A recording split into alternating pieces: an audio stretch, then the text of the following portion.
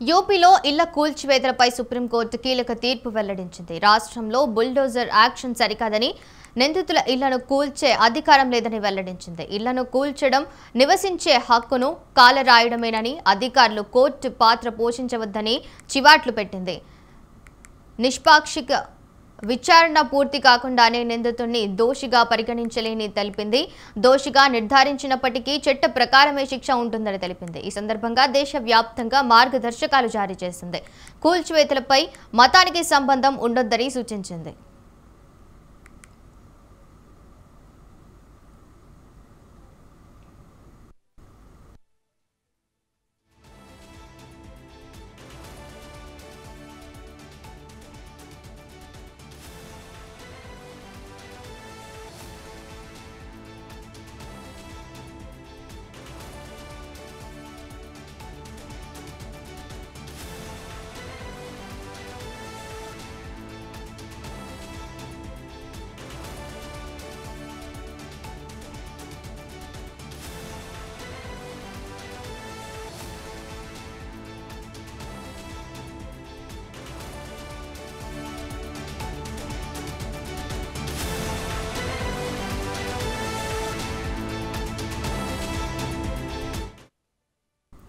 యూపీలో ఇళ్ల కూల్చివేతలపై సుప్రీంకోర్టు కీలక తీర్పు వెల్లడించింది. రాష్ట్రంలో బుల్డోజర్ యాక్షన్ సరికాదని, నిందితుల ఇళ్లను కూల్చే అధికారం లేదని వెల్లడించింది. ఇళ్లను కూల్చడం నివసించే హక్కును కాలరాయడమేనని, అధికారులు కోర్టు పాత్ర పోషించవద్దని చివాట్లు పెట్టింది.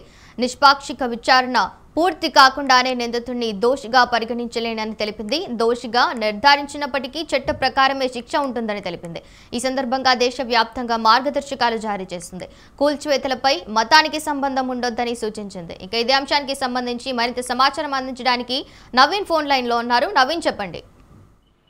ఇప్పుడు యూపీలో యూపీ రాష్ట్రానికి సంబంధించిన అంశంపై సుప్రీంకోర్టు ఇచ్చిన తీర్పు ఆ రాష్ట్ర ముఖ్యమంత్రి యోగి ఆదిత్యనాథ్ సర్కార్ కు షాక్ లాంటిదని చెప్పుకోవచ్చు. ముఖ్యంగా 2016 అసెంబ్లీ ఎన్నికల్లో యోగి ఆదిత్యనాథ్ యూపీ ముఖ్యమంత్రిగా తొలిసారిగా ఎన్నికయ్యారు. బీజేపీ అధికారంలోకి వచ్చిన తర్వాత యోగి ఆదిత్యనాథ్ ను బీజేపీ అధిష్టానం ముఖ్యమంత్రిగా చేసింది. ఆ తర్వాత బుల్డోజర్ రాజు అంటే రాష్ట్రంలో శాంతి భద్రతల పరిరక్షణ పేరుతో ఆ రాష్ట్రంలో ఉత్తరప్రదేశ్ రాష్ట్రంలో ఎక్కువగా రౌడీ షీటర్ల సంస్కృతి ఉంటుంది, గ్యాంగ్స్టర్ల సంస్కృతి ఉంటుంది.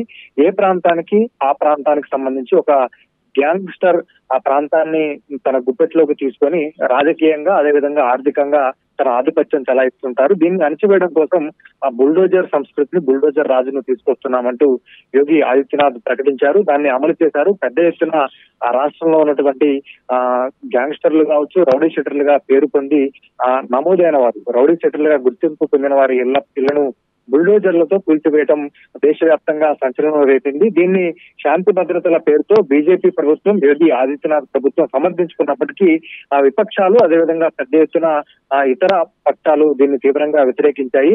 ఎన్నికైన ప్రభుత్వం, ప్రజాప్రభుత్వం ప్రజాస్వామ్యబద్ధంగా చట్టాలకు అనుగుణంగా నడుస్తుంది. కానీ యూపీలో అధికారంలోకి వచ్చినటువంటి యోగి ఆదిత్యనాథ్ సర్కార్ కేవలం ఒక వర్గాన్ని టార్గెట్ గా చేసుకొని ఆ బుల్డోజర్ సంస్కృతిని, బుల్డోజర్ రాజును తెరపైకి తీసుకొచ్చారంటూ పెద్ద ఎత్తున విమర్శలు అప్పట్లోనే వచ్చాయి.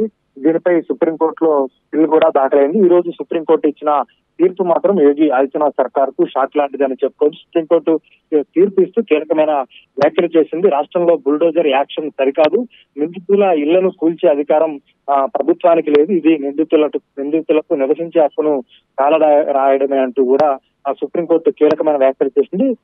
యూపీలో తీసుకొచ్చినటువంటి యోగి ఆదిత్యనాథ్ సర్కార్ తీసుకొచ్చినటువంటి బుల్డోజర్ రాజ్ సంస్కృతి బీజేపీ దేశవ్యాప్తంగా అసెంబ్లీ ఎన్నికల ప్రచారంలో, పార్లమెంట్ ఎన్నికల ప్రచారంలో ప్రధాన ప్రచారాస్త్రంగా వాడుకుంది. మేము అధికారంలోకి వస్తే బుల్డోజర్ రాజును తీసుకొచ్చి రాష్ట్రంలో శాంతి భద్రతలను పరిరక్షిస్తామంటూ బీజేపీ ఇతర రాష్ట్రాల్లో జరిగినటువంటి అసెంబ్లీ ఎన్నికల్లో, పార్లమెంట్ ఎన్నికల్లో కూడా బీజేపీ నేతలు ప్రధానంగా ప్రస్తావించిన పరిస్థితి మనకు కనపడుతుంది. ఇప్పుడు సుప్రీంకోర్టు ఇచ్చిన తీర్పుతో యోగి ఆదిత్యనాథ్ సర్కార్ దిగిరాక తప్పదని మనం చెప్పుకోవచ్చు. Right, thank you Saveen.